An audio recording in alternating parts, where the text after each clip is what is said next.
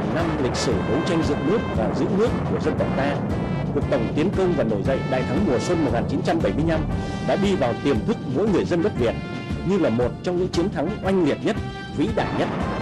Chỉ trong 55 ngày đêm, quân và dân ta đã giành được từ thắng lợi này đến thắng lợi khác.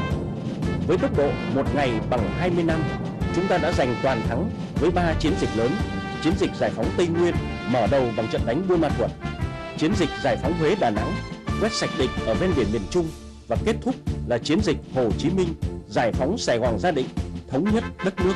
Sau chiến dịch giải phóng Tây Nguyên toàn thắng, ngày 21 tháng 3, từ các hướng Bắc, Tây và Nam, các lực lượng quân khu Trị Thiên, quân đoàn 2 đồng loạt tiến công, vượt qua các tuyến phòng thủ của địch, tiến thẳng về thành phố Huế.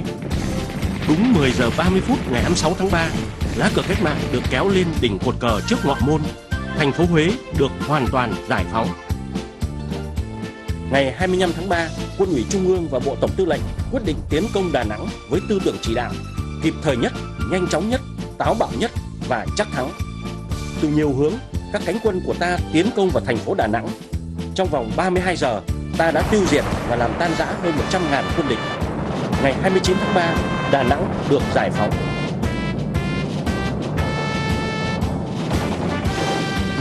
Chiến thắng của chiến dịch Huế Đà Nẵng thể hiện nghệ thuật vận dụng thời cơ, kết hợp chặt chẽ các yếu tố để tạo thành sức mạnh của Đảng ta trong chỉ đạo chiến tranh giải phóng.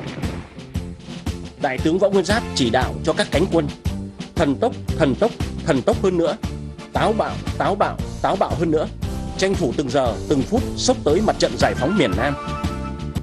19 giờ 30 phút ngày 14 tháng 4, Bộ Chính trị quyết định lấy tên chiến dịch giải phóng Sài Gòn là chiến dịch Hồ Chí Minh. Rạng sáng ngày 16 tháng 4, quân ta đồng loạt tấn công mạnh mẽ và đập tan phòng tuyến Pha Rang, một tuyến phòng thủ từ xa cực kỳ quan trọng của quân Ngụy. Ninh Thuận rồi Bình Thuận được giải phóng. Với thế và lực mới, với niềm tự hào về chiến dịch cuối cùng được mang tên Bác Hồ vĩ đại, các cánh quân dồn dập tiến về Sài Gòn. Những ngày cuối tháng 4 năm 1975, chiến dịch Hồ Chí Minh giải phóng Sài Gòn là điểm hội tụ sức mạnh toàn dân tộc Việt Nam.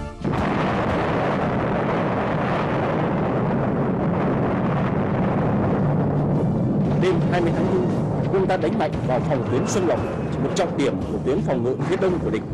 Toàn bộ lực lượng ở tuyến phòng ngự Xuân Lộc trước nguy cơ bị bao vây và tiêu diệt đã bỏ chạy. Xuân Lộc được giải phóng, cánh cửa phía đông Sài Gòn đã mở sẵn. 17 giờ 26 tháng 4, tiếng súng mở màn chiến dịch Hồ Chí Minh vang lên.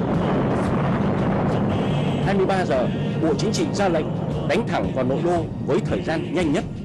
Từ các hướng bao vây, 5 cánh quân của ta nhằm thẳng Sài Gòn xốc tới. Sáng 30 tháng 4, các cánh quân của ta đã vượt qua mọi chướng ngại, tiến thẳng vào thành phố. 11 giờ 30 phút ngày 30 tháng 4, lá cờ chiến thắng tung bay trên dinh lũy cuối cùng của địch. Dinh Độc Lập trở thành hợp điểm của những cánh quân giải phóng Sài Gòn. Miền Nam được hoàn toàn giải phóng, non sông thu về một mối. Với sức mạnh tổng hợp của đại thắng mùa xuân năm 1975, quân và dân Việt Nam đã hoàn thành di chúc của Chủ tịch Hồ Chí Minh. Đại thắng mùa xuân 1975 cũng được khắc sâu vào lịch sử Việt Nam bằng những chữ vàng chói lọi nhất.